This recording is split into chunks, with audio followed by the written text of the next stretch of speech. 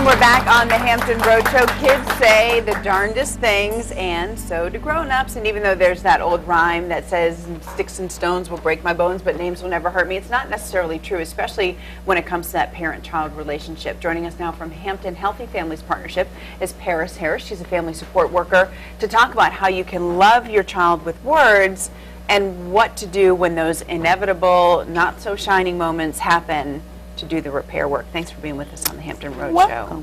I know one of the first things that you want people to know is that those words are very important. Do you think people underestimate children in terms of what they truly hear and what sticks with them?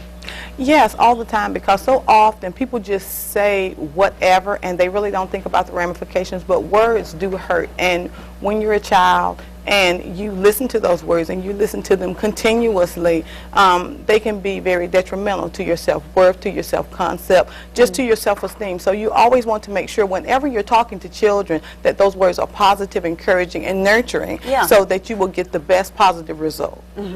There was a statistic in the information that you provided that I thought was just mind-blowing, that there was a study where children were followed in their homes, and somebody was recording negative messages to positive. They heard in the average home 432 negative message, 32 positive statements a day. But you know, you have to, don't you have, if a child's going to the stove, don't you have to say, don't stop? How else could we be conveying those messages that are necessary for their safety?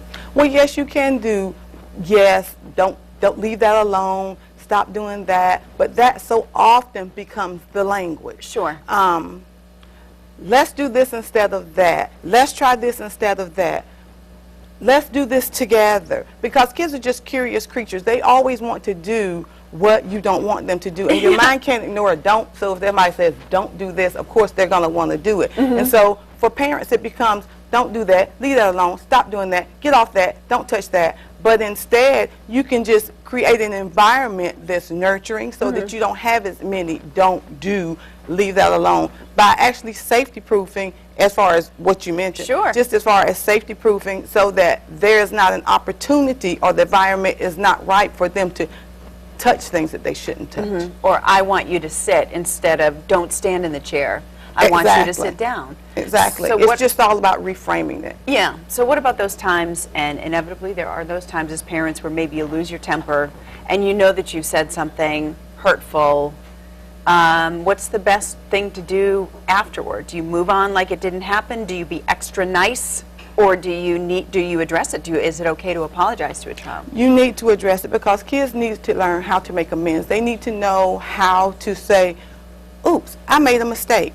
And they learn what they live. And if they live in a life where they never hear you say, oh, I'm sorry, they never learn to say, oh, I'm sorry. So they need to hear those words. It's nothing wrong with, I'm sorry, I made a mistake. That's taking ownership and responsibility for the things that you do. So it's sending a double message. How do you work with parents who maybe are from a different generation or a different experience, who feel like apologizing to a child undermines their power, shows that underbelly that, you know, you're not ever supposed to do that? Well, as for me, as a family support worker, I model it. It's very easy to say, that's not what we say, and that's not what we do, and that's not what I've done with children. But when you see it being effective with your children and other people modeling it, you're much more likely to do it yourself. So when I go out and I talk to families, I always stay in a positive frame of mind, and I always accentuate the positive, because the world is so negative and there are so many negative things. You can always say, oh, you're dumb, or you're stupid, or it's ridiculous that you do that. But it's so much better to say, oh, you are wonderful, you are amazing, you are incredible, I am so excited about all the wonderful things that you can do and the things that you say and all the things that you're learning. I'm really, really happy and I love you.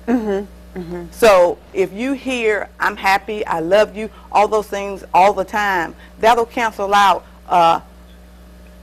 maybe a not nice thing that you said. If you hear way more positives than you do negatives, then it will even itself out, and you'll produce that healthy, confident, well-rounded, just loving, nurturing person that you want. And enjoy your children more. Yes, Negative relationships yes, are stressful. yes. So Yes, it's they positive. are. All right, so Very there's the much so. challenge. Take that 432 to 32 and turn it around. Yes. All right, thanks for the good advice. If you'd like more information, you can contact the Healthy Families Partnership at their website, hampton.gov/healthyfamilies, or you can call 727-1300.